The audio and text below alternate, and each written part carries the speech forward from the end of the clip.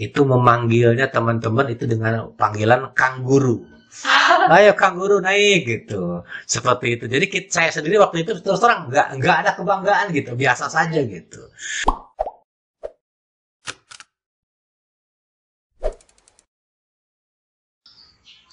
Assalamualaikum warahmatullahi wabarakatuh. Halo semuanya, selamat datang di Netitas Podcast bersama dengan saya Alista Oktaviani. Nah, hari ini kita akan berbincang dengan tamu istimewa kita. Nah, yaitu Bapak Haji Iwan Ridwan MPD, Kepala Madrasah MTS Negeri 3 Tasikmalaya. Halo Pak, apa kabar? Halo, Assalamualaikum. Waalaikumsalam. Semoga sehat selalu ya Pak. Amin. Nah, kali ini Bapak datang di podcast ini untuk berbincang-bincang dengan saya. Nah, saya ingin tanya terlebih dahulu nih Pak. Bapak ini sebagai kepala madrasah di sini, kira-kira sudah berapa lama ya Pak menjabat di sini? Alhamdulillah, saya di sini kurang lebih sudah 5 tahun. Oh, nah Pak, dalam 5 tahun itu, saya ini sebenarnya penasaran. Proses menjadi kepala madrasah itu harus diawali dengan sebagai guru biasa, lalu kemudian menjadi kepala madrasah, atau langsung saja begitu, Pak? Oh, tentunya tidak. Jadi untuk menjadi kepala itu tidak bisa secara langsung, tetapi yang pertama harus memiliki pengalaman mengajar dulu, kurang lebih 5 tahun. Kemudian ada persyaratan-persyaratan golongan juga dari jabatan sebagai gurunya, dan itu pun tidak cukup karena harus melalui apa yang disebut dengan uji kompetensi kepala. Jadi dulu awalnya ketika dibuka ada uji kompetensi, saya mengikuti dan alhamdulillah saya lulus. Itu pun tidak serta-merta ketika lulus langsung diangkat menjadi kepala, harus menunggu dulu ada lowongan untuk menjadi kepala gitu. Oh, jadi begitu. Karena saya ini penasaran, Pak. Soalnya waktu dulu juga saya ini sempat bercita-cita yang menjadi kepala madrasah. Tapi saya juga takut begitu, Pak. Soalnya takut kalau misalkan menjadi kepala madrasah itu prosesnya harus lebih panjang, juga sepertinya kalau dilihat itu lebih rumit dari guru biasa. Ketakutan itu biasanya muncul karena tentunya kekhawatiran ketika itu tidak terwujud. Oleh karena itu alangkah baiknya ketika kita merubah cita-cita kita itu sehingga tidak memunculkan ketakutan. Merubahnya bagaimana? Kita jangan, kalau saya pribadi, jangan langsung mengarah kepada cita-cita ingin menjadi pimpinan, tetapi harus diawali dari cita-cita menjadi yang terbaik untuk diri kita minimal, kemudian terbaik dalam menjalankan setiap tugas. Sebab ketika kita punya cita-cita pun tidak jaminan kita akan menjadi apa yang kita cita-citakan.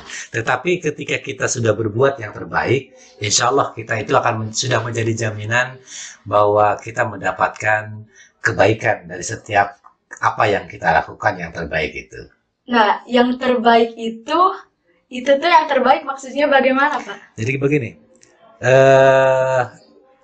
saya ilustrasikan ketika sebuah film saja lah. Nah, sebuah film itu kan ada beberapa peran tuh, ada peran utama, peran pembantu gitu. Terkadang tiap orang itu berharap menjadi peran utama. Tetapi pertanyaannya, seru tidak? Bakal bagus atau tidak? Apabila semua orang menjadi peran utama, tentu tidak akan seru, tidak akan lucu. Jadi akan utuh sebuah film itu ketika semua jenis peran itu ada. Itu yang pertama.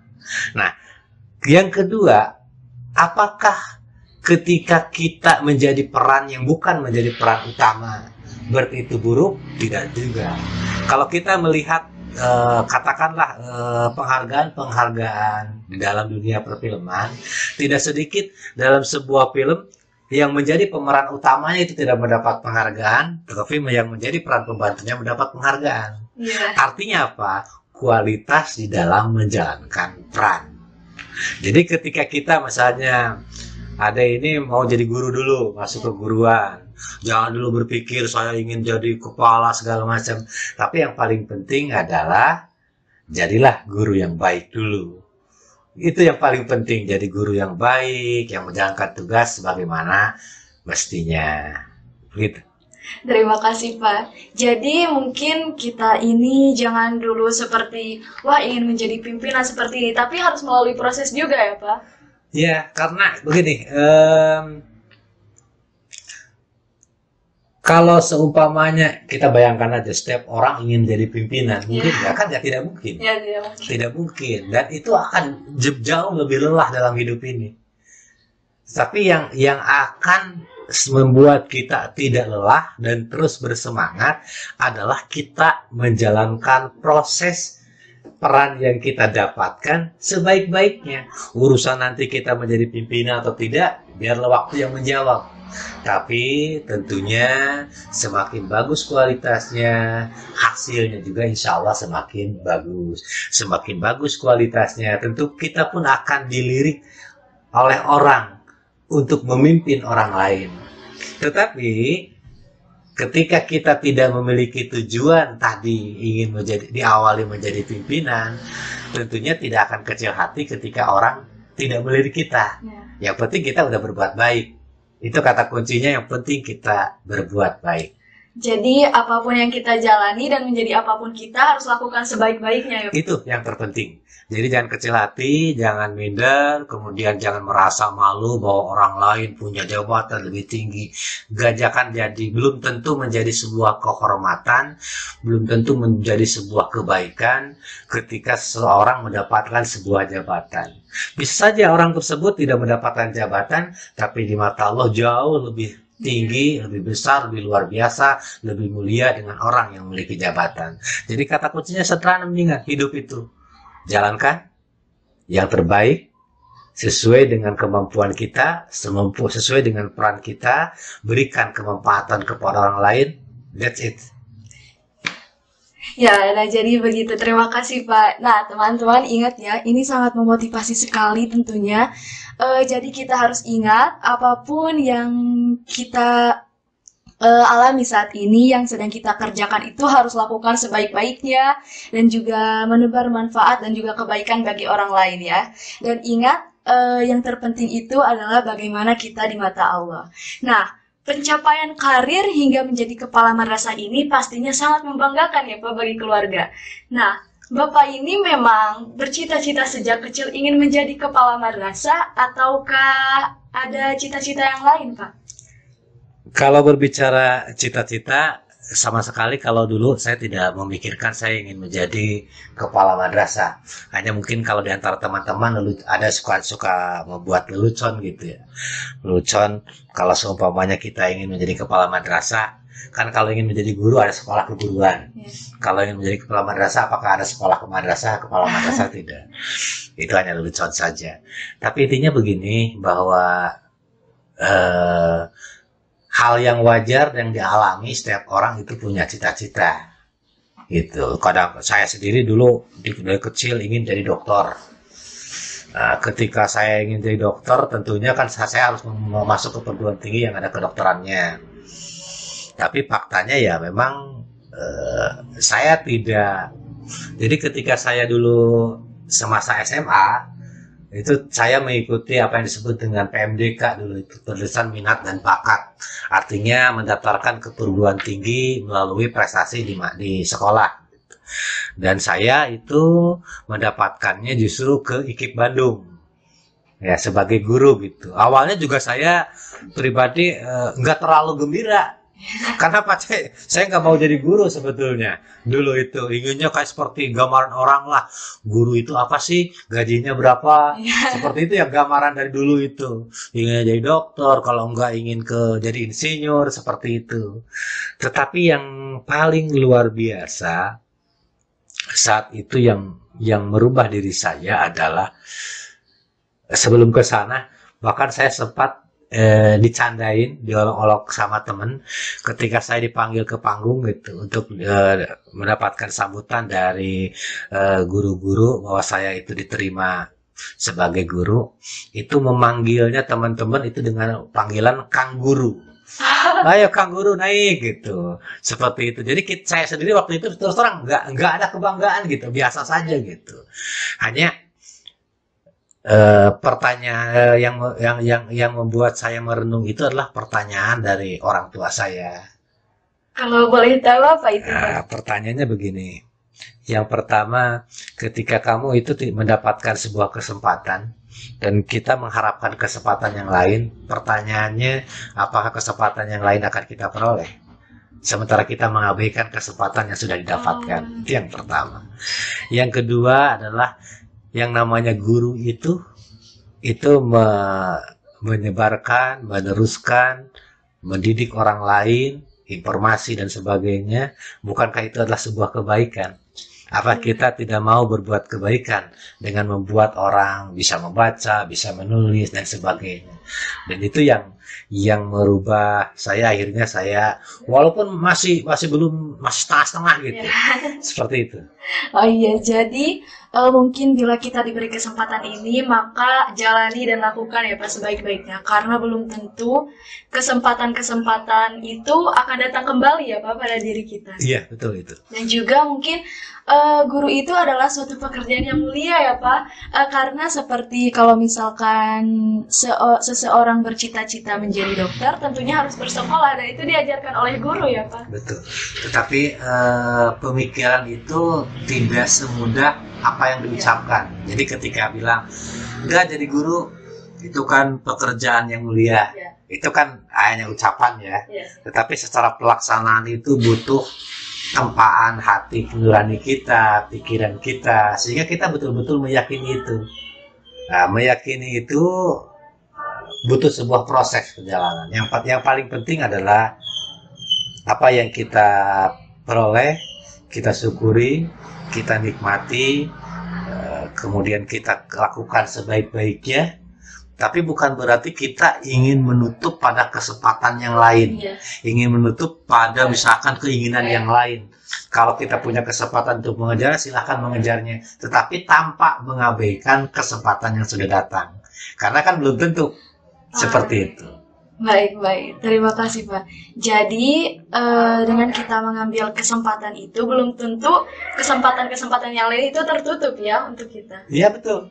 Jadi terkadang begini, kita berada di sebuah persimpangan jalan kalau anak-anak muda sekarang. Saya pilih kiri atau pilih ke kanan.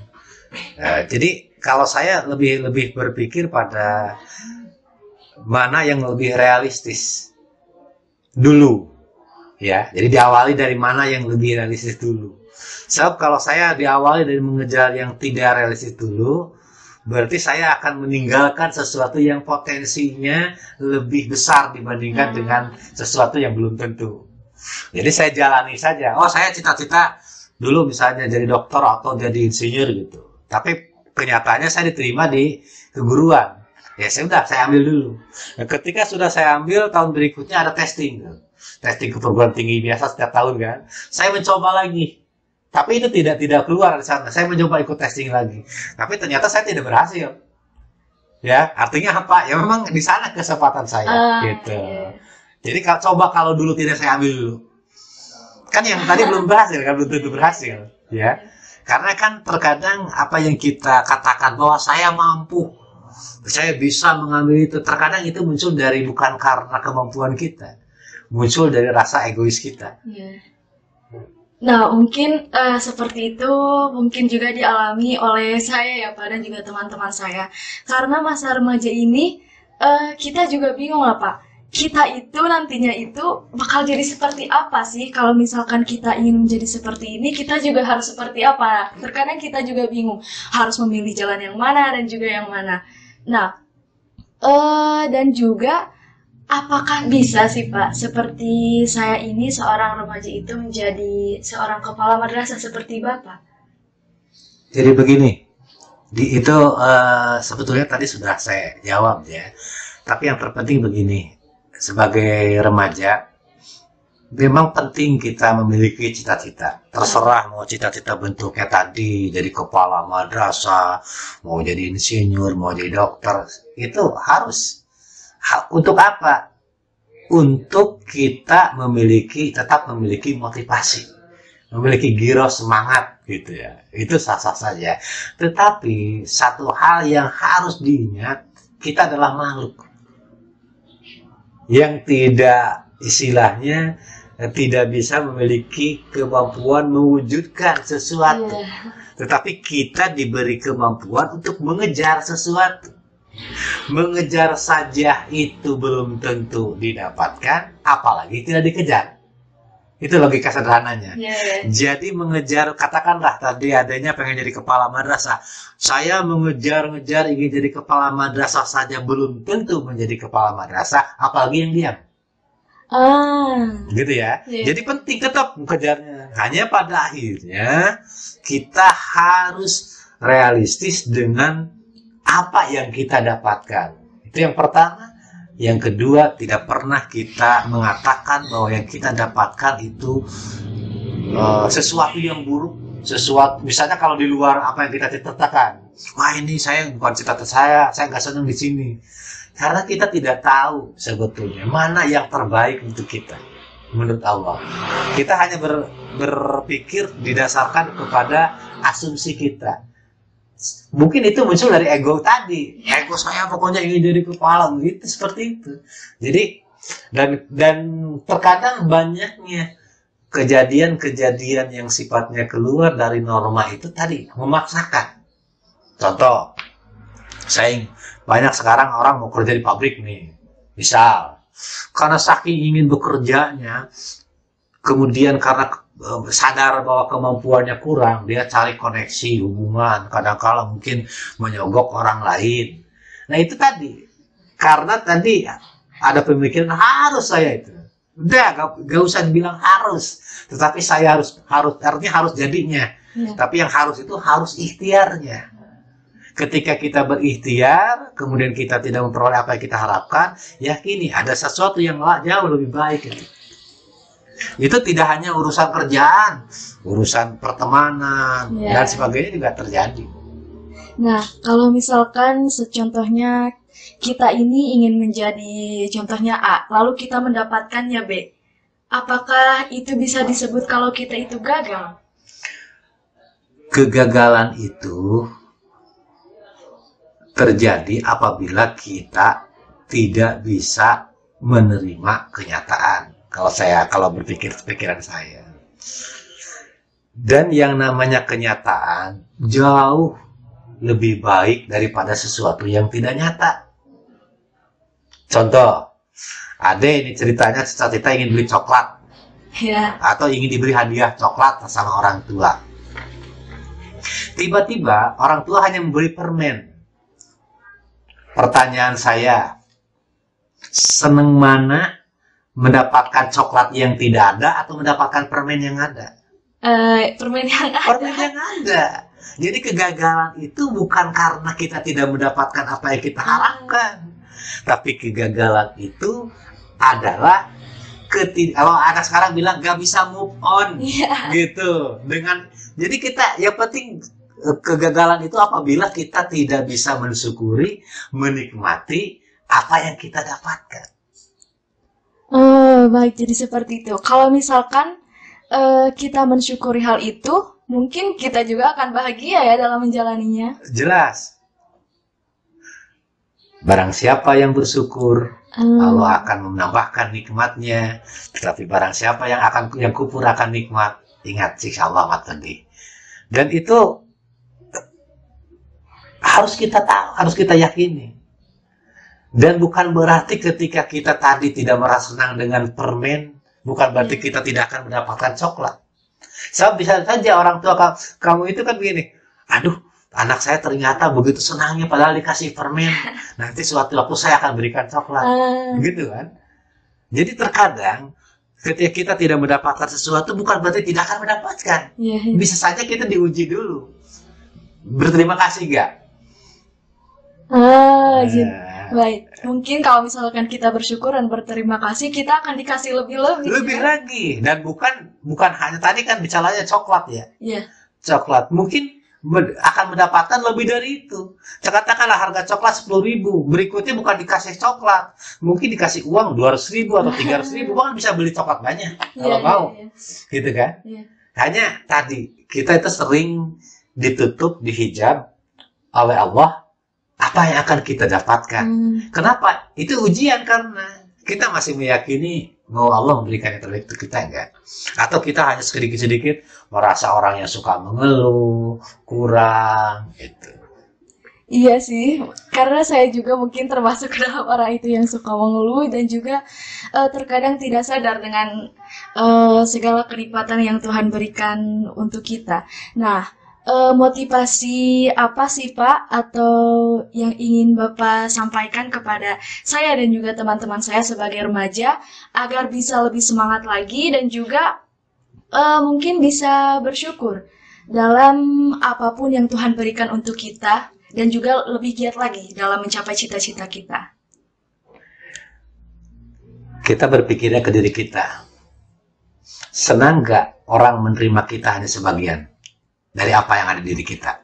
Pertanyaan itu dulu saya ingin balik bertanya. Senang tidak? Tidak, Pak. Tidak kan? Iya. Kita ingin diterimanya secara utuh. Iya. Betul ya? Nah, sekarang begini. Allah sering memberikan kemudahan kepada kita. Dan Allah pun memberikan kesulitan kepada kita. Kira-kira Allah akan senang nggak ketika kita hanya merasa senang, kita hanya merasa siap diberi kemudahan dan gak mau diberi kesulitan? Iya. Ya kan? Iya. Iya, tetapi yang harus kita pahami ketika kesulitan pun datang, itu sesuai batas kemampuan kita. Tidak akan keluar dari batas kemampuan kita. Itu bentuk kasih sayang Allah juga. Terus kalau misalnya Allah sayang, kenapa saya diberikan kesulitan? Jadi kesulitan itu hanya pikiran kita yang tidak memahami makna di balik. Contoh, kalau ada guru, katakanlah guru matematika ngasih soal, kemudian apa kesulitan? Kesulitan kan? Ya kan? Tetapi ketika kamu belajar terus sampai bisa, apa yang kamu rasakan? Bahagia sih Pak dan juga lega saya gitu bisa sampai sini. Dan belum tentu orang bisa kan? Iya. Iya, berarti kamu ada satu tingkat di atas orang lain.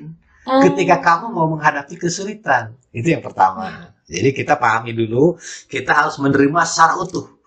Tidak hanya menerima kemudahan dari Allah, ya Allah terima kasih dengan kemudahan ini. Tetapi ketika kesulitan pun kita harus menerima. Ya Allah, saya terima kesulitan ini dan saya yakin ada hikmah di baliknya. Yang pertama. Yang kedua, dari penerimaan secara utuh itu, maka sebetulnya hidup itu tidak ada ruang kosong untuk tidak bersyukur. Contoh, tidak ada ruang kosong untuk tidak bersyukur.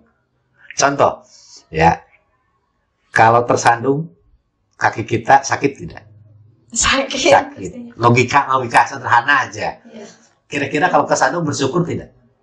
Tidak kan logikanya. Tidak. Tapi mari kita alur berpikirnya dirubah. Andai kan kita tersandung, itu karena apa? Karena mungkin tidak hati-hati. Tidak hati-hati. Kalau tidak pernah tersandung, orang akan hati-hati. Tidak. Ya kan? Oh, iya. Ya kan? Iya. Jadi tadi kesulitan itu memberikan kita pelajaran. Berarti kita nanti jalannya lebih hati-hati. Jadi kita bisa syukuri, ya Allah, terima kasih. Walaupun saya sakit, saya merasa sakit seperti ini, kuatkan ya Allah. Tapi saya yakin Engkau telah memberikan sesuatu yang berharga dengan apa yang saya terima ini. Kedepannya, mohon bimbingannya, saya akan lebih hati-hati untuk berjalan. Iya. Ada ya, berarti ruang untuk tidak bersyukur. Nggak ada kan? Iya. Yang ada itu adalah cara berpikir kita yang keliru. Yang sedikit-sedikit tadi husnudon. Maaf, suudon kepada Allah. Yes. Ya, coba berhusnudon. Contoh, lagi. Kalau kamu hilang uang, bersyukur nggak? Enggak, pastinya. Nggak mungkin kan? Iya. Wah, mungkin marah-marah segala macam. Tapi pertanyaannya, kenapa bisa hilang? Karena mungkin teledor ya. Teledor. Kira-kira kalau pernah hilang, akan teledor lagi nggak? Kalau misalkan Kalau pernah hilang uang, kedepannya akan teledor lagi tidak? enggak. Tidak kan? Ada kebaikan di dalamnya. Iya. Jadi setiap satu kesulitan datang, Ini sebetulnya datang bersama-sama kemudahan. Hanya kemudahan itu dihijab, ditutup.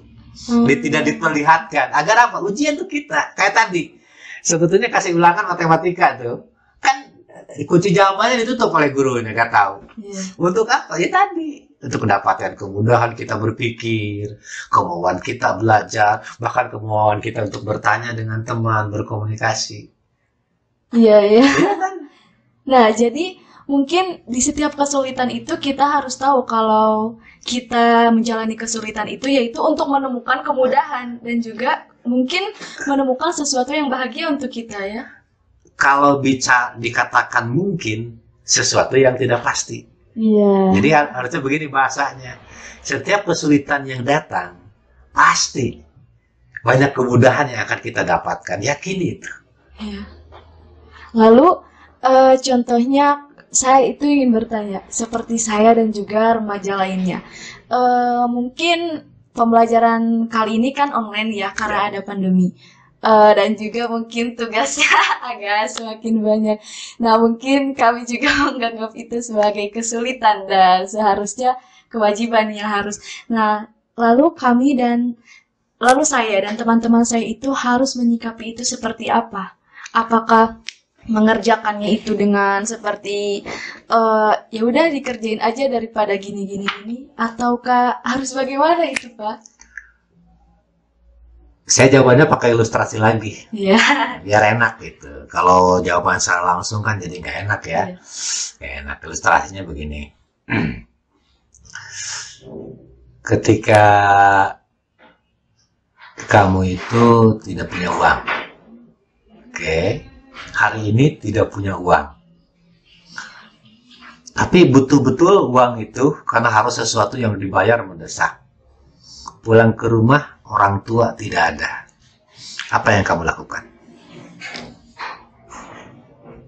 Agak sulit ya. Itu aja. Secara spontanitas, kamu punya keluarga, punya saudara, punya itu?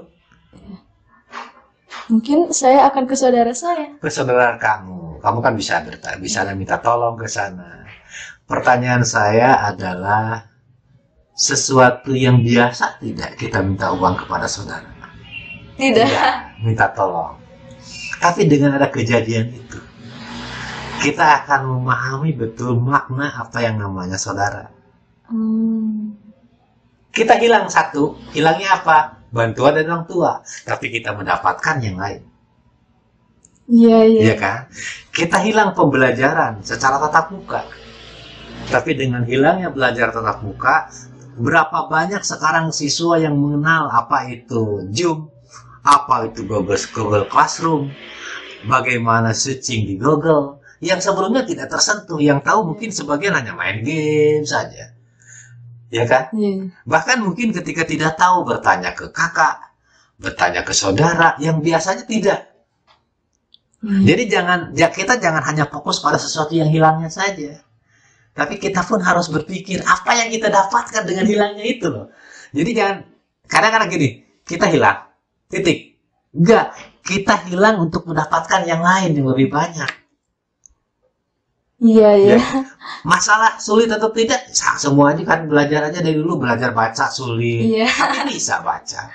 Tapi akhirnya bisa juga. Iya, jadi yang terpenting adalah sikapnya itu sederhana sebetulnya, hadapi. Nah, kalau dalam semua itu mungkin kan remaja itu ada yang menerima dan juga ada yang tidak. Mungkin kalau yang tidak akan sedikit melakukan kenakalan ya, atau mungkin berbeda dari yang dulu, yang misalkan pembelajaran seperti biasa. Nah, itu mungkin kenakalan di remaja itu cukup bisa dianggap hal yang wajar.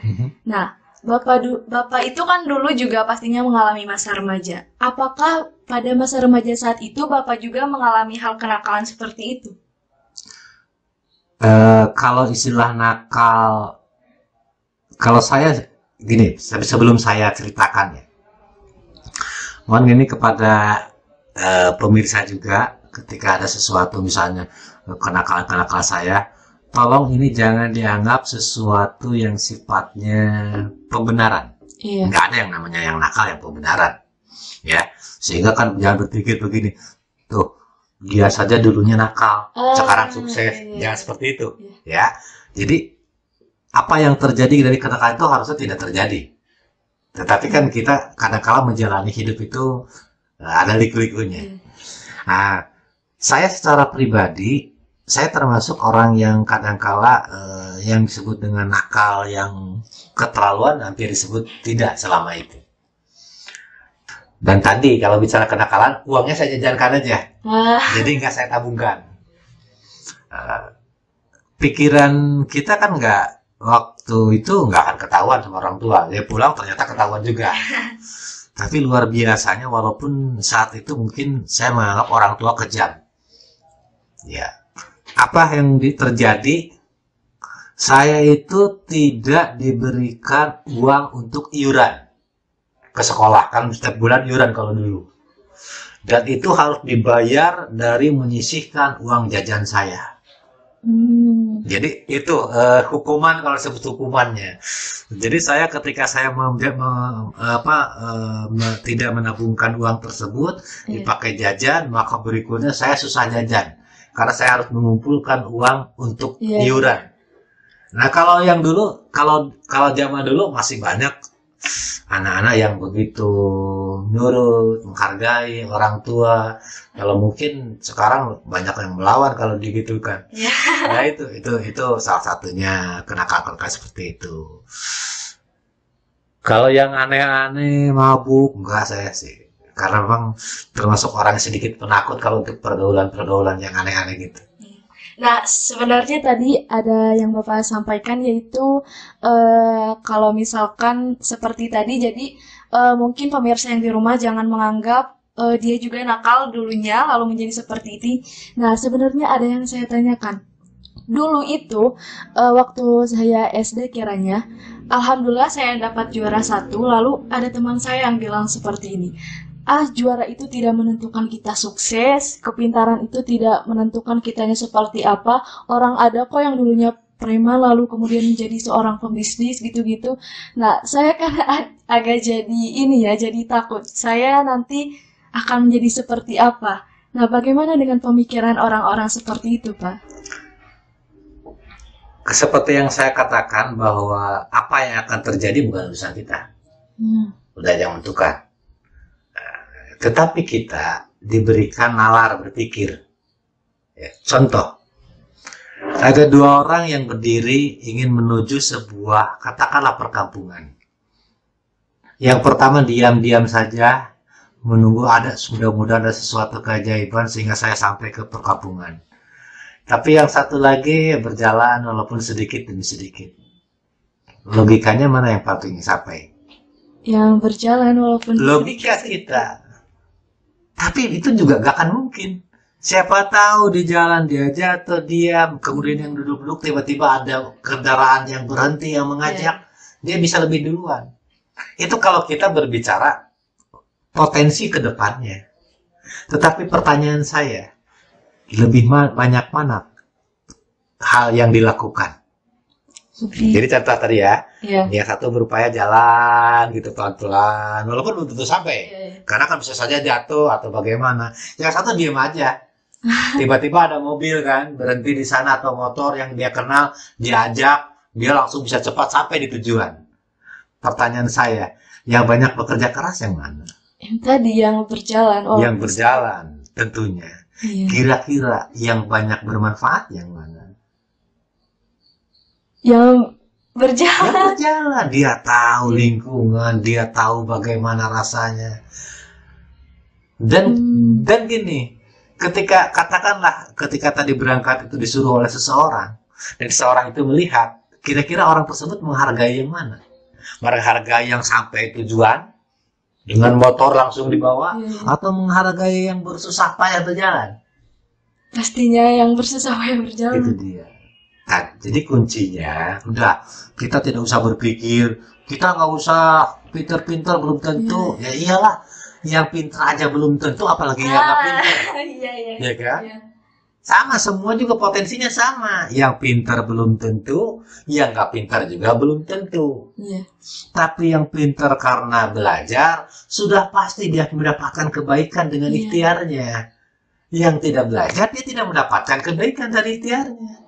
Iya sih Iya Pak, kan? benar itu. Iya, udah kuncinya udah jangan memikirkan saya akan jadi atau tidak. Yang penting adalah kualitas ikhtiar saya gimana. Iya, benar. Itu kata kunci. Nah, nih Pak, sebagai penutup atau terakhir mungkin apa motivasi ataupun pesan-pesan yang ingin Bapak sampaikan kepada pemirsa ataupun anak muda lainnya? Para pemirsa Netitas, mungkin ini tayangan perdana di podcast ini. Jadi, buatlah hidup ini menyenangkan. Bagaimana cara membuat hidup ini menyenangkan? Hargai setiap langkah, setiap gerak kita dalam berikhtiar apapun. Jangan terlalu berfokus dengan hasil. Karena orang yang begitu bekerja keras belum tentu mencapai tujuan yang diharapkan, tetapi sudah pasti dia mendapatkan banyak kebaikan. Orang yang bekerja keras tadi belum tentu mendapatkan apa yang menjadi tujuannya, apalagi orang yang tidak bekerja keras. Sudah jelas belum tentu mendapatkan sesuatu yang mungkin dia harapkan, sudah pasti dia tidak mendapatkan kebaikan karena dia tidak pernah berjuang.